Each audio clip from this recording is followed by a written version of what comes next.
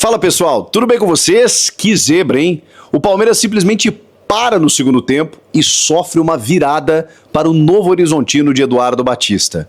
Tá estranho esse começo de temporada do Verdão, a torcida protestou, pediu reforços, a Leila Pereira deu entrevista, eu vou falar tudo isso para vocês a partir de agora. Eu comentei esse jogo aqui na Rádio Band News FM, essa derrota do Palmeiras, a primeira em 4 anos, gente, na fase de grupos do Campeonato Paulista.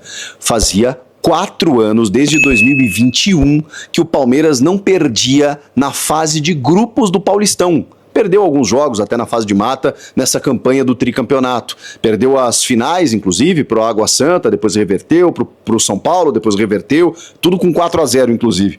Perdeu pro Santos ano passado, depois reverteu, mas na fase de grupos não perdia há mais de 40 jogos. Perdeu para o Novo Horizontino, em casa. E a gente já começa por aí. O jogo foi na Arena Barueri, que, de novo, sofreu críticas da torcida porque não é a casa palmeirense, mas é o estádio que a Leila Pereira investiu, comprou lá para que o Palmeiras pudesse ceder o Allianz Parque para eventos, aquela coisa toda que a gente já sabe, já discute há quase 10 anos.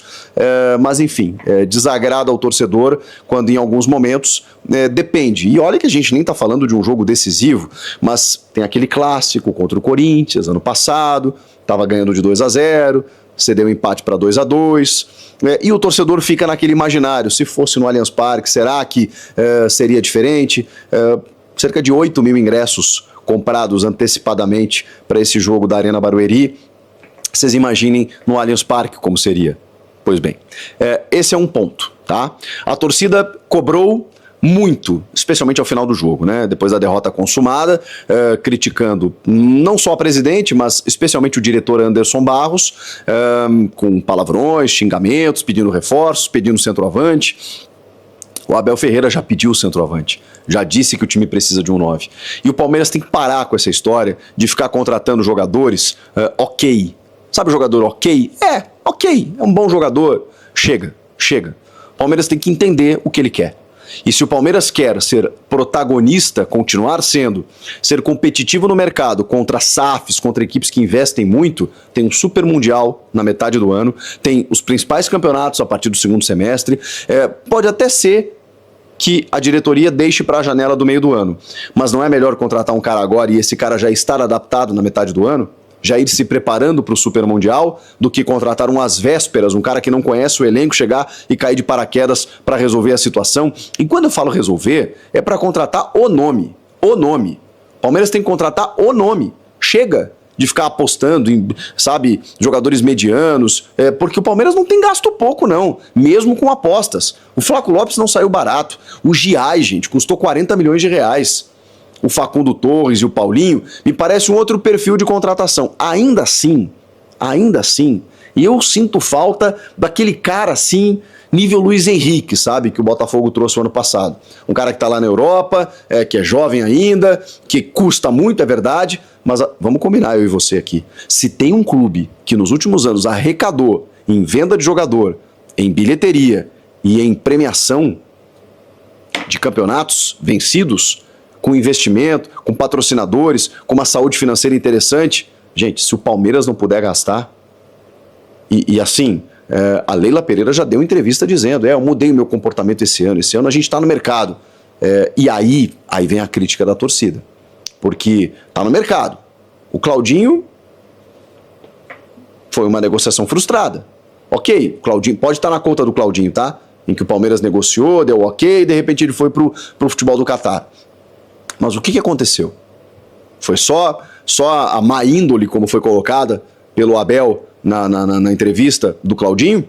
Eu não sei, não posso julgar. Mas foi uma negociação perdida. O Andréas Pereira, eu já tinha uma informação, via pessoas próximas ao jogador, que ele não queria vir. Tava tudo na conta do Furro, né? Ele tava mandando pro Furro, né? O Furro não quer liberar e tal, mas quem não queria vir era o Andrés. É a informação que eu tenho. Respeito quem tem o contrário. Agora a Leila Pereira diz que ele não vem mais. Claudinho, Andréas Pereira, Gabriel Jesus foi tentado, né? O Arsenal não liberou. Ok, bons nomes, mas negociações perdidas. Porque não basta você ter dinheiro, e aí vem a crítica da torcida. Você tem que ter habilidade para negociar. Você tem que ir lá negociar com o clube, com o jogador, seduzir os caras com um projeto. Não é só dinheiro. Tem que ter o dinheiro, tem que gastar, mas também tem que ter habilidade para trazer um nível de jogador como esse. E o Palmeiras não está conseguindo. É culpa da diretoria? É só o mercado inflacionado? Que o Abel disse, pra gente custa tanto, pros outros custa menos. O Palmeiras arrecada para isso, gente. Vendeu agora o Vitor Reis por 35 milhões de euros. Vamos lá. Se o Palmeiras não puder gastar, gente, aí... E se não gastar, vai morrer na praia de novo. Ou vai depender sempre do talento do Abel Ferreira, que potencializa o elenco, na minha opinião, que é bom, tá? É bom, mas ele se torna melhor nas mãos do Abel. Ou dependendo de uma joia da base. Que nos últimos anos, né, surgiram Endrick, Estevão, e o Estevão vai embora na metade do ano e acabou, gente. Beleza, o Thales pode vir a ser um fenômeno. O Luigi, o Alan, que até jogou bem contra o Novo Horizontino. Enfim, eu tô fazendo uma tese mais ampla aqui pra gente tentar entender o que tá acontecendo. Né? O Palmeiras, que parecia ganhar do Novo Horizontino sem muito esforço, rodando o elenco por conta da parte física, que a gente entende, a gente ainda tá no começo de temporada, mas a derrota assustou um pouquinho. Assustou um pouquinho porque algumas questões pontuais, elas saltaram aos olhos. A falta de um centroavante, o Caio Paulista na lateral esquerda, que é comprometedor. Ele é comprometedor. Não é que ele não ajuda, ele compromete.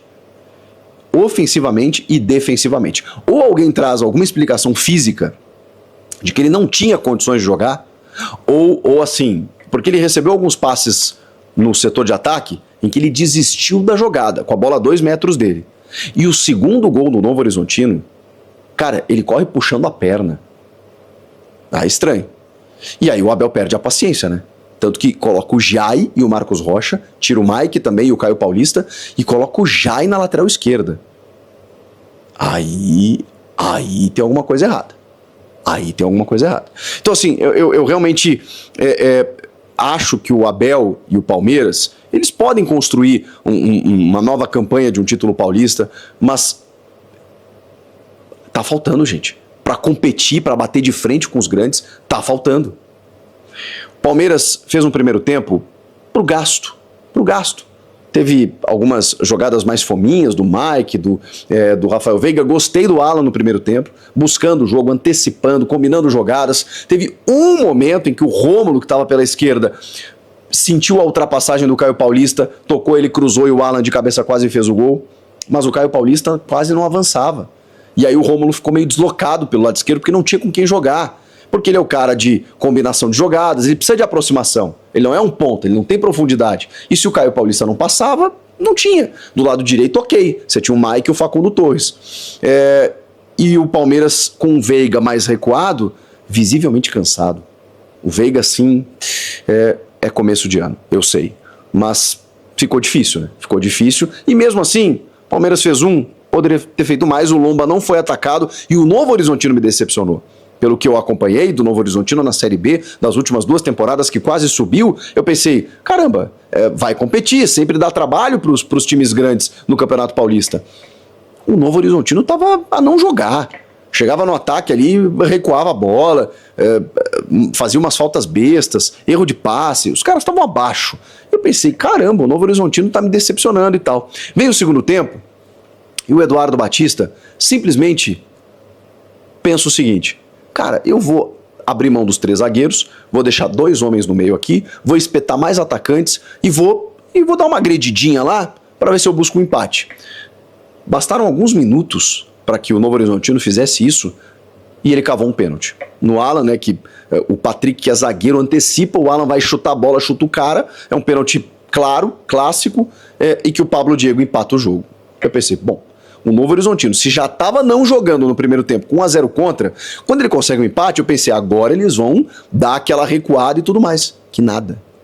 O Palmeiras se expôs, estava bagunçado, mais cansado, a perna pesou, e ficou totalmente aberto. E o Novo Horizontino espetou. E aí o Eduardo botou mais atacante. Aí ele botou o Robson, que na primeira jogada recebeu um passe do Rodrigo, que entrou no lugar do Igor Formiga, num cruzamento e faz o segundo gol. E eu vou dizer mais. No final do jogo, se fosse 3-1, 4-1 para o Novo Horizontino, não seria nenhum exagero. O Palmeiras de uma forma atabalhoada, começou a construir chances, cruzando bolas em que o Jordi, o goleiro, saía em todas, e aí nem o Flaco Lopes conseguia disputar. Então não era um jogo pelo alto, era um jogo por baixo. Nesse jogo por baixo, o Abel tentou botar Luíde, Thales, não funcionou. O Veiga morto, dando uns chutes de fora da área para tentar meio que resolver a parada, não conseguiu também. E o Palmeiras, ao se lançar, se abriu. E o Novo Horizontino virou o jogo e poderia ter feito mais. Que jogo assim estranho, porque foi um Palmeiras totalmente desorganizado, abaixo fisicamente, abaixo tecnicamente, e não percebendo a iniciativa do técnico adversário, que foi muito bem nas trocas e conseguiu virar o jogo. Preocupa. Por todo esse cenário que eu falei para vocês, preocupa. E se não for ao mercado, se não gastar, o Palmeiras vai cair numa realidade que é bem diferente da que ele vinha vivendo. Porque a competitividade em relação aos principais concorrentes, ela está cada vez maior. E aí, se o dinheiro inflacionou, se o futebol inflacionou, se o dinheiro está caro, se está tudo mais caro, eu não posso fazer nada. Eu sei que ou você se resigna, se recolhe e pensa, ok, eu não vou participar desse leilão, eu vou para minha casa, vou buscar um quinto lugar no Brasileiro e beleza. Ok, muitos clubes vão fazer isso. Tem clube que não vai conseguir competir. Agora, se o Palmeiras quiser competir com Botafogo, Flamengo, Cruzeiro e todo mundo que está gastando, Leila, vai ter que abrir o bolso.